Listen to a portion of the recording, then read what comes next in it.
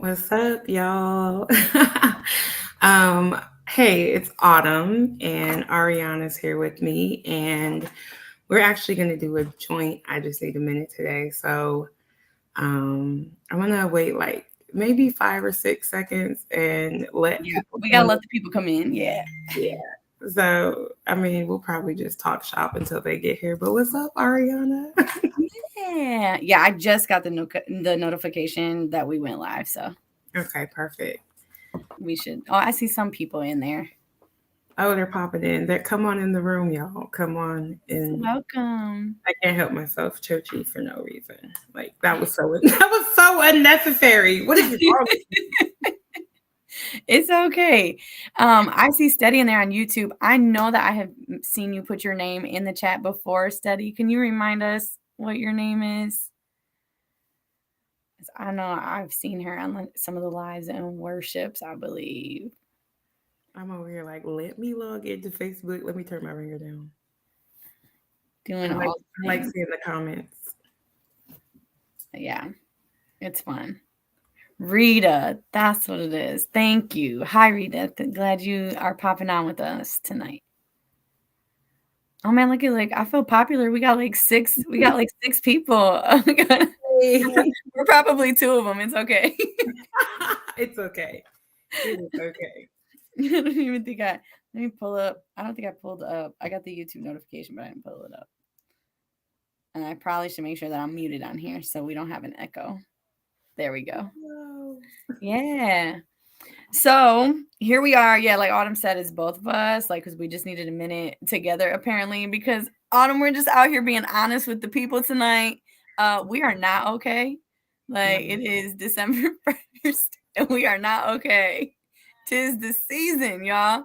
So for those of you who have popped in, if you want to if you are not okay, go ahead and just drop an emoji in the chat for us and let us know that you are not okay with us. And if you are okay, go ahead and drop some praying hands, baby, because we need some support from our beloved community.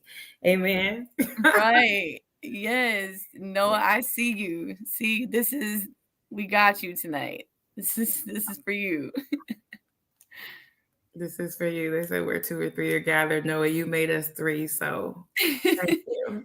And we got Princess Isha in the house.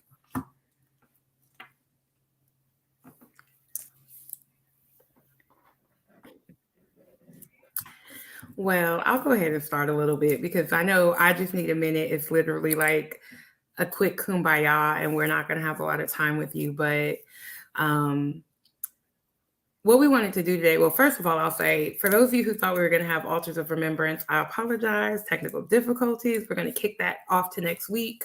But today we're going to do I Just Need a Minute. And we kicked off our Christmas context, our context series, Christmas edition this month with December, the last month of this interesting, yet another series of interesting years. And Advent started on Sunday. So I don't know if you guys are familiar with Advent. I'm not going to go deep into it because shameless plug. We're going to be talking about it this month on our Saturdays. So make sure you join us there. But I grew up in a very Christian home, and I don't even remember celebrating Advent like maybe once or twice. It wasn't until I went to like Catholic high school and some other environments where I got to see the beauty of the ritual, because I'm really in like a ritual phase in my life. I find that I need grounding. I feel like my whole life is being shaken. I'm upside down, and I'm trying to find ways to remain sane. And the holidays are hard for a lot of people. I'm going to shamelessly raise my hand and say they are very hard for me. And me and Ariana kind of bonded about some of the things we were experiencing earlier. So we just wanted to hold space and share and testify and do all the things that you do in community to help people who may feel like us, and have just some struggles with this dark weather, cold weather, possibly empty house, empty bed, baby. It's cuffing season. Don't, anyway, I'm not going to do that. But whatever you're going through right now, we just want to talk about having hope while you're healing, or hoping while you're healing. And so Advent is a season of hope. For Christians, whether you believe in the literal or figurative Jesus coming to the world story, it was a time where there was just great anticipation of this miracle. And so I find myself really struggling, but I still have like maybe a 1 to 2% kernel of hope that I'm like clinging to for dear life, because I find that it really gives me light in this dark world that we're living in. So that's what we're going to do today. So Ariana, jump in. How are you feeling, girl? Yeah, so this is an interesting year for me. I mean, generally, the season wise, it's a struggle for me. The dark, the cold, and all of that. I know there's a lot of us who struggle with that. And in the past, surrounding the holidays, it wasn't a huge struggle for me. Otherwise, than just like the stress, because we tended to be the ones that kind of hosted. We were the gathering place, and I mean, I love that, but it was also, stressful. This year is a whole new ball game and has been extremely difficult. Because it has, I lost my husband this year, as most of the TFC community knows. And we also lost my mother-in-law, and so what we did this year was, we didn't even my son is in the Navy, so he is stationed elsewhere. So I chose to bring my other two so that the three of us kids could be together, which meant that traditionally the rest of the family that we're gathering with, we weren't. So it was Thanksgiving was really interesting for all of those reasons, really hard. I am finding that that I'm not okay. that I'm really struggling to figure out how to navigate through all of this. And I've definitely gone through those pieces where, we talk about hope, we talk about, all of the things that should help us and look forward to and go to Jesus and all of that. And I'm finding that I'd like it just it's like, no. I end up in in these dark places sometimes, and it gets really hard to see through any of it. So what I'm grateful for, like you said, you find that you still have these like one to two kernels of hope still. What I've recognized in this season and what I'm grateful for is all the work that I've done, leading up to this moment. All of the skills that I've learned, all of the personal growth that I've experienced, and being a part of the TFC community, honestly, is what has allowed me to not sink in some of the deeper places that I've been before. So I think for me, my kernels of hope, especially like in Advent season, is in this community.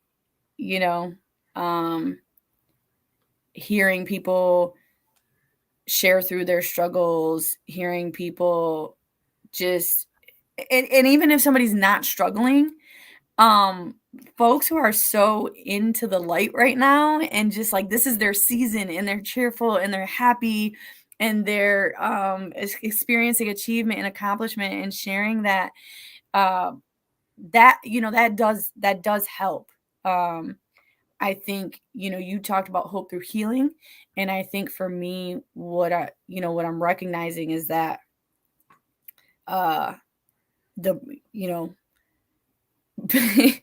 we're broke, like I'm broken. And so part of that healing is, when you break something, you're literally in pain. And that pain is just there. And I'm learning to, I guess I'm still learning what healing means in this time, in this circumstance. Yeah, that's so good. And I'm so grateful for your vulnerability and like some of the comments just holding space for you in this transition. And when you were talking, I just heard this phrase that I've been kind of excuse me, that I've been kind of meditating on, which is good grief, right? And it's ironic because it's like you're going through these really painful, dark nights of soul. Like you're going through these really hard times, but there's a piece of me that's like, Okay, okay, God, thank you. You know, like this is making me stronger, and it's not in the abusive, like self-deprecating ways that it may have been when I was growing up as a Christian, but it's more so like I'm seeing an understanding of, even though it's hard for me, what I'm going through is difficult. There is still good in this. And someone, I think it was Noah, um, was talking about SAD, right, which is seasonal affective disorder. And I just wanted to point that out because that's something that I struggle with, and I've been diagnosed with that. And I think for the longest time I just over spiritualized it, right? So it was like, you know, you're depressed because it's a spirit and you need to pray that spirit of depression off you, and you need to go to church and serve and, you know, do all of these things to make you feel better. And those things always made me feel worse. But I got really good at masking and looking like the evangelist and smiling, and nobody really knew. Like, even when I post stuff now, some of my friends from the time were like, I did not know you were going through that. Like, I wish that you would have leaned on me. But like we said earlier, like you being your whatever, and you don't want to involve other people. You know, you don't want to bring someone else into that energy or that space. But I'm learning to open up in this community. It's really challenged me because I never thought I'd be back in the church. Then it's a really healthy space where people are sincerely caring about all of your well-being, your total humanity, and your spiritual soul. And it's like, oh, I should probably reach out and text somebody. Like, I really do need help. So I'm finding myself being challenged to actually invite people into my grief process, because it's a lot of things that I'm going through are still super fresh. Anything could trigger it. It's like Isha said, it's a season of first. Like my first Thanksgiving without this person, my first Christmas without this person.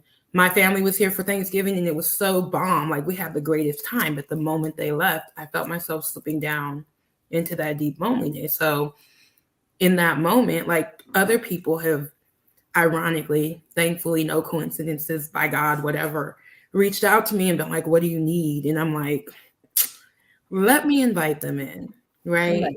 Let me invite them into this space and be honest about what I'm going through, because that takes away the shame, that takes away the stigma, that allows me to be seen, and then that allows me to continue. Yeah, you know, when you said that thing about like going through like that dark kind of night stuff, it reminds me of like a thread that Christian had posted, shared from, I don't remember who the person was, but one of the things was like prayers was about like, you know, like, God, keep me a refuge as I'm in this darkness. You know what I mean? Like, just kind of cover me. And I think for me, that's been like, you know, in the past, like, you know, from the religious perspective, it would have been like, I'm supposed to be in I'm supposed to be in the church in this grief, and, you know, with all the people, allowing them to, and I know that like my my like traditional church community has definitely felt that and is aching for that from me, you know, trying to check in. But what I've recognized through this community is that, no, like sometimes, so like you said, you know, they want you, oh, go in and serve and do all the things. No, sometimes what I need is for you to serve for me, you know, and that's what has been like the case, you know, like with our team is I've been allowed to just have that space, because I think, you know, sometimes it is about feeling that pain and feeling that darkness, because we can mask and pretend, but I mean, that's not the same as healing. That's not the same as like going through the process.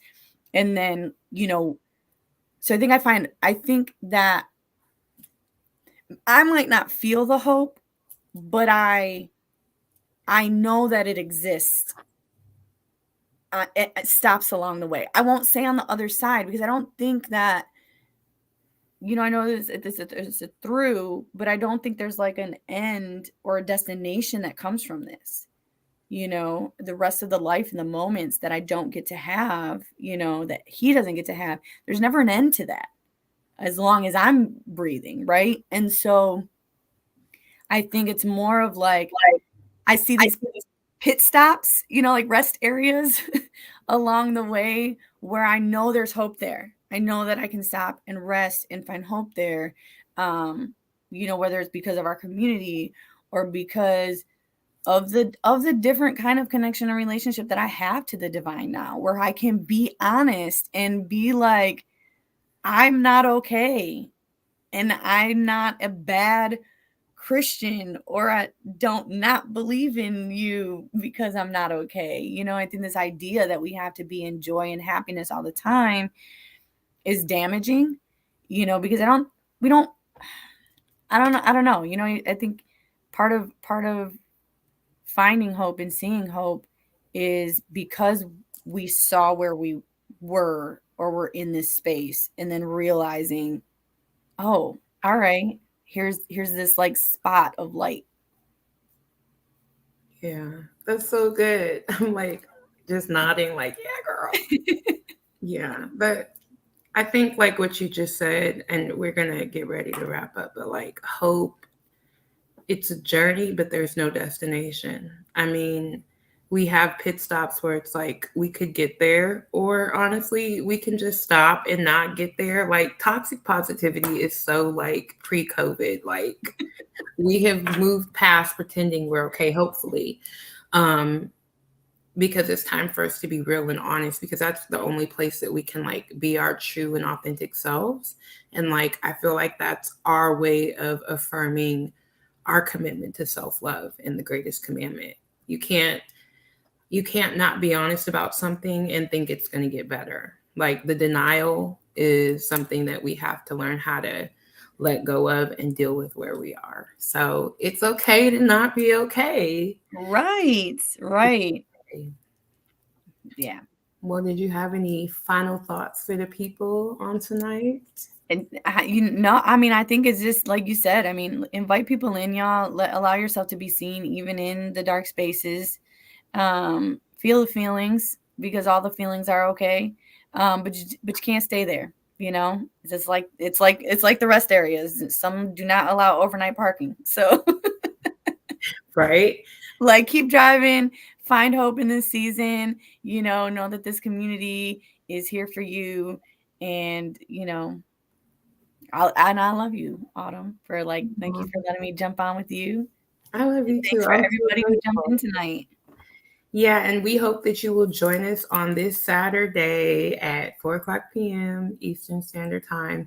We'll be live streaming our Bible and Beyond Live and digging a little deeper into our context series for the Christmas edition. So keep hope alive. And if it doesn't, find somebody to stand in the gap with you and cover you, it'll be okay because we have each other in beloved community. So thanks for coming in. Share the restream, rewatch, run up the views. We love you, TFC.